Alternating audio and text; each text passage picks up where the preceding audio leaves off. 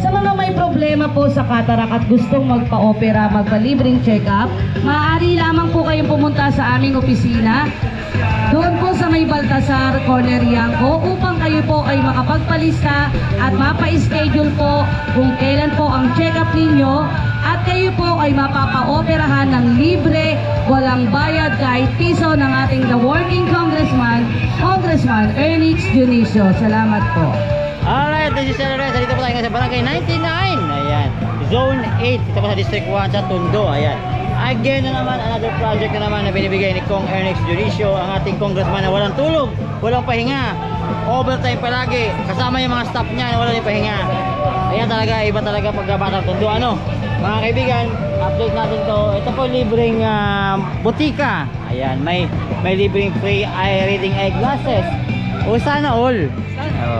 So kailangan ko na rin siguro mapagpa-eyeglass kasi para medyo nararamdaman ko itong sa mata ko eh. So maya, tatanong tayo dito. So dito tayo. Ayan. So merong libreng gamot. Ay ate. Ate, tapos ka na? Okay ka na? Hindi, nag-a-assist lang ako. Very good. Thank you. Ate, ano masasabi mo rito ate? Ay, very good si Congressman. Oo, salamat. Diba? Gusto ko. Para reservation. Okay, ganito po sa mga gusto pong magpa-libreng check-up at operasyon para sa cataract, maaari lamang po muna kayong pumunta sa aming opisina sa 491 Baltasar Street, Corner Yangko, Barangay 81. Doon po pagpunta So meron po dito ang butika ni Kong. Ayan, so, ayan. So kailangan mo lang document para magpalista sa kanila. May mga form na. Then bibigyan na ng gamot. At kanyo po malalaman sa kanya kung kailan po kayo for operation. Yun lamang po. Nanay, okay na nanay? Kamusta nanay? Anong masasabi mo rito nanay? Okay lang. Natutuwa ka ba sa mga ganito mga proyekto nay? Kagawad dyan. Ano yun? Gamot mo na? Maintenance mo to? yung opisina natin. Wala. Basis ako sa kanya Kasi may mga gamot ka sa mga maintenance mo. Sinabi ko na hindi niya matandaan. Paano sa cataract. Oo, wala ang stock. Sige lang nay, baka magkaroon na yan. Salamat nay ha. Kasama lang kayo dito gawad. O kaya gawin dyan. Sige kawad, sa bahala dyan.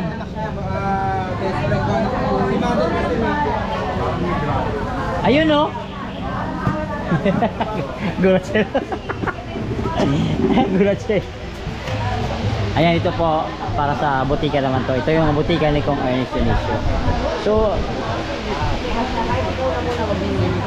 my friend, ano mga kailangan para makakuha ka ng benepisyo rito?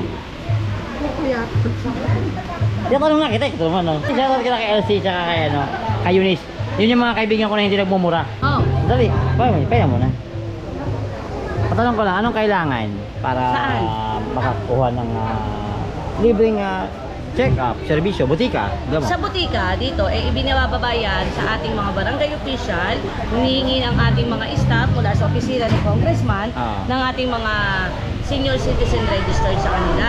Na kung saan, kung sino doon yung mga nangangailangan ng maintenance medicine, mayroon na tayong kopya ng listahan. So yun po yung senior citizen na nakaregister sa ating mga barangay official. So para diretsahan na mabilis. Malalaman na doon sa reseta nila kung ano yung gamot nila, kung sila ay gumagamit ng losartan, metformin at amlodipine. Yun, doon na bumababa ang butika ni Kong Ernix.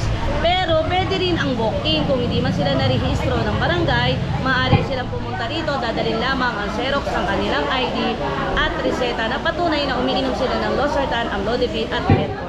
Wow, gano'n na pala kadali. Yes, kung saan mabibigyan sila ng ating congressman ng pang 3 buwang maintenance sila, libre, walang gastos. Wow. Paano naman itong reading eyeglasses? Paano naman ang sistema? Reading eyeglass dito po sa mismong araw ng butika ay pinamamahagi natin yan libre, walang bayad sa lahat ng mga nangangailangan. Kung saan umabot, kung halimbawa kung ilang daang piraso yan, yun may mabibigyan na lahat. Magmumula yan sa 150 ang sukat, pataas hanggang 300. Oh, wow. So pwede pala yung pag medyo malabo-labo yung mata mo. Yes. Iba talaga si Kong Ernix, no? Yes, iba ang ating the working congressman. Ito yung the working congressman na laging overtime. Yes, sobrang-sobra sa overtime. Plus palang staff na walang tulog, overtime din. Maraming salamat po. Anong marami? Marami palang gagawin. Huwag ka pasalamat sa akin, marami pa tayong gagawin. Ay, si Kuya. Oh. So, anong kailangan? Ano pong kailangan? Wala lang, palista lang. Hindi, mga member na ko. Oh. So, sana all. Ano masasabi nyo kayong congressman ate? Ano masasabi mo?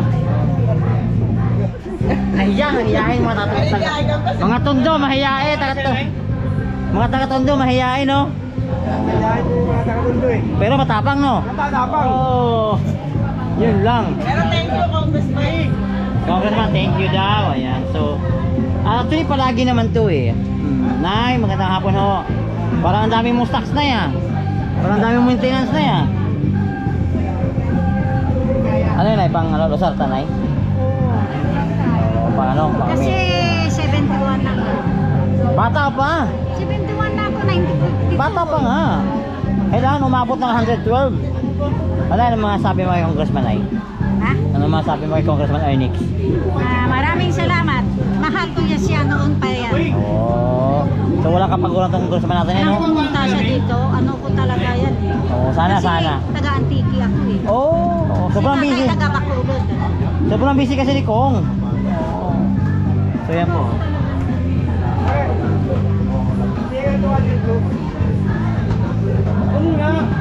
So ito yung mga kailangan lang. Ito na pala kailangan eh. Hi Nay, magandang hapon. Paano ka na sa online? Salamin? Oh. So ano masabi mo na dahil may mga proyekto ngayon si Congressman Ernix, Nay? Okay lang. Tuloy-tuloy lang, no? Damihan pa, no? Ayan, so ayan, ganyan na pala kadali. Kailangan na pala ng ganyan. Oh, ito si Kuya, oh. Si Kuya na bahala dyan, oh. So ito po yung mga salamin, actually. Wow! Kuya, ang lakas pala nito. Ang lakas pala nito. Oo, ang sakit ng mata. Ano ba? Oh. Taas ang ano? Taas, no?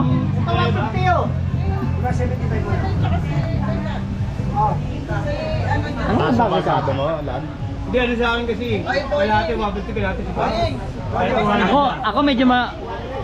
Ako medyo okay pa naman paningin ko eh. Pag may nakita akong mga di kaya-aya na malinaw mo naman.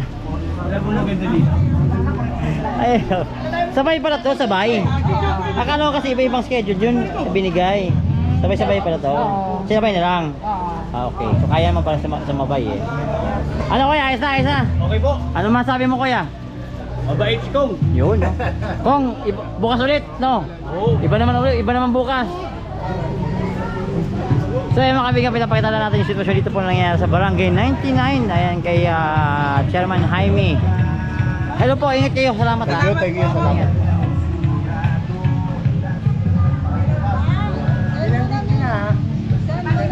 Ate, tumayo ka na, selfie na ha. Interview kasi kami kanina, kuya, doon. Marami ba kanina? Marami. Mga ilan po inabot? Kasi wala yung ano namin, listahan eh. Oo. Hindi pa ano eh. Sa kabila daw meron din ha. Opo. Anong barangay yun? Barangay. Oh. Bukas meron pa tayo, no? Saan? Doon sa may, no? Sa may Moriones. Oh, ito lang kailangan pala, no? Kailangan mo lang parehistro. Ito lang. Ayun. Papalista lang pala yun. Basic lang. Hello po. Mayroong ilang hapon. May nakapila pa ba? Wala na ata. Ay, nakapila pa kayo, Nay? Nakapila pa kayo? Nakapila pa? Ay, ngayon lang si Jantan. Sa inyo na po. Kayo, taga barangay. Tapos na po. Tapos na yung pangalawa? O yung panguna pa lang? Tapos na yung sa nanay ko. Oo, okay na. Ito Okay na yung po. ano, kay nanay mo. Opo. Ano, kusartan din to? Ano, metformin sa diabetes. Ah, naku, ano, manamis-namis. Mahilig sa Tsaka matamis. sa high blood. Pagkabad na masabi mo kagabo dahil... Ay naku, maraming salamat ko. Ernix Dionisio. Oo, kasi gusto ko yung 99 na yan. Pero mas gusto ko yung 69 din eh. Mas gusto namin